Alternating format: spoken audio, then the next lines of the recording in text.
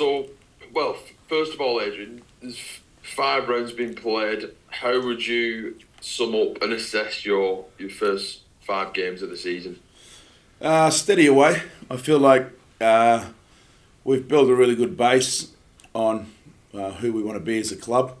There's a lot of learnings along the way, and it's been really enjoyable for me so far because, with so many new faces in the group, it's been a challenge to be able to bring them together, but more importantly, get them to be consistent quickly. So we're not quite there yet, and hence the up and down start. But we've got that first win out of the way, which I felt there was a bit of pressure on that. But then we backed that up with a great win against Saints. So every game, I felt at some point of the games we were in it, and only due to us making errors and losing control of a few areas, I think we could have certainly been in a different place on the ladder.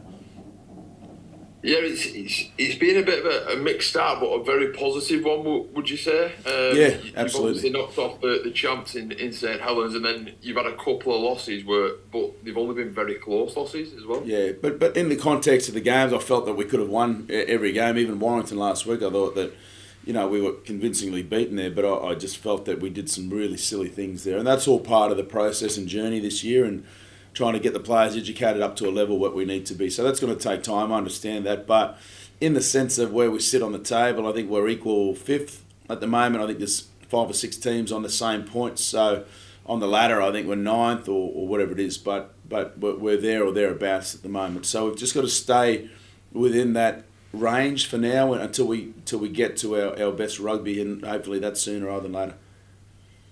Yeah, definitely. Hull on Saturday. Anyone back for that game? Anyone?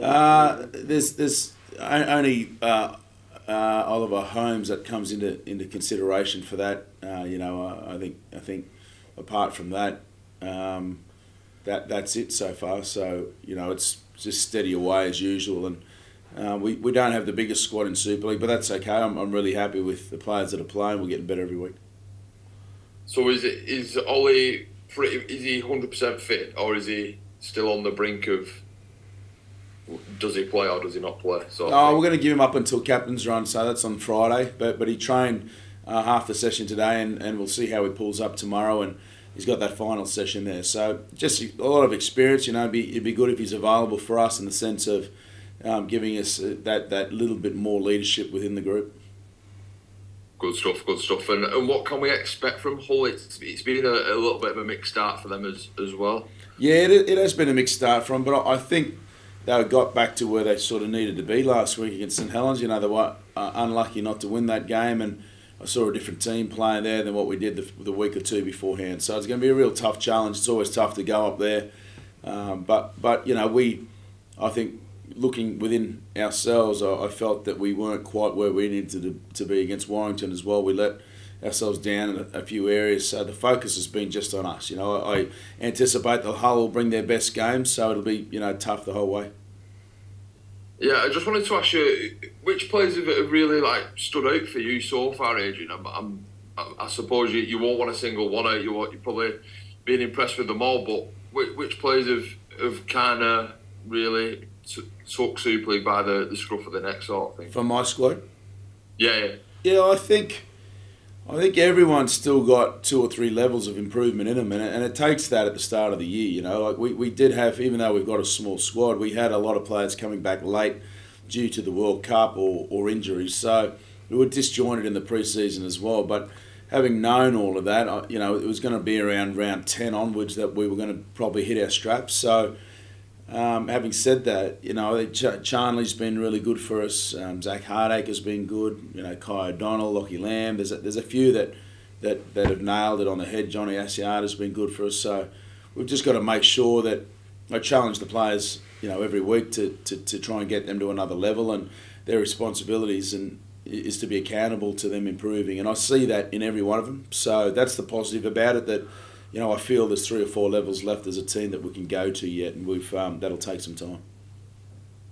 Perfect, mate. I'll pass you on. Thanks for that, Adrian. Thanks, mate.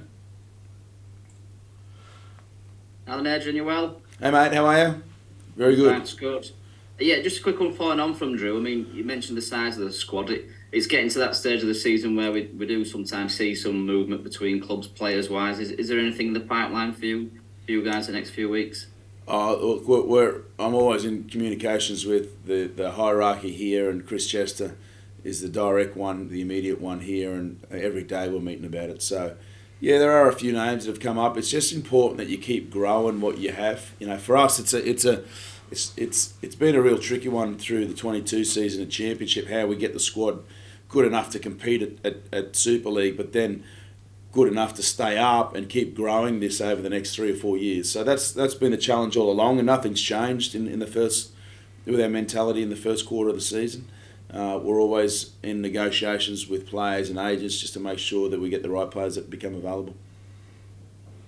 And we've mentioned on the field stuff there, how it's been a solid start with a couple of wins there. But off the field as well, obviously a lot was made about the Leopards nickname and everything. But are you pleased with how that's gone as well? I know after an early start, people weren't sure, but it's really taken off now. Yeah, the branding change, the name change has been unbelievable for our club and our town. It's been picked up on really quickly, and even just when we talk about the Leopards side of things outside of rugby, you look at the entertainment that's been here available on our 2 home games, and we have out of the first quarter of the season only had 2 of the I think this is round 6, so 2 of the 6 at home. So we've got a lot to come back to in the next quarter of the season to have some home games. But what we have had here is the luxury of Derek Bowman on the board making this place an event to be at and to attend to. Turning up here and walking into the stadium on a home game has been unbelievable for me. I haven't seen it like this at any stadium throughout all the Super League, and I think a lot of credit's got to be given to Derek on this situation, and having that buzz around here has been amazing and exactly what the town needs. Brilliant. Thanks again. Thanks, mate. Hi, Adrian. How are you doing? Hey, mate. How's things?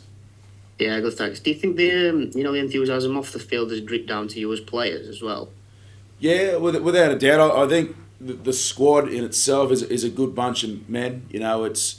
We pride ourselves on selecting, recruiting good players, but more importantly, good people. And I think that the buzz that's within the group has been amazing so far, and we're certainly buzzing off the town and just our presence here back in Super League, where we feel as a club we belong. So we're working hard to make sure that we keep our standards high, both on the field and off the field, and we're doing a lot of promotional stuff around town to schools and all areas that we can do to help promote our game and our home games here. And like I said, we've only had 2 here this year, and we're looking forward to more of those being back here in the near future.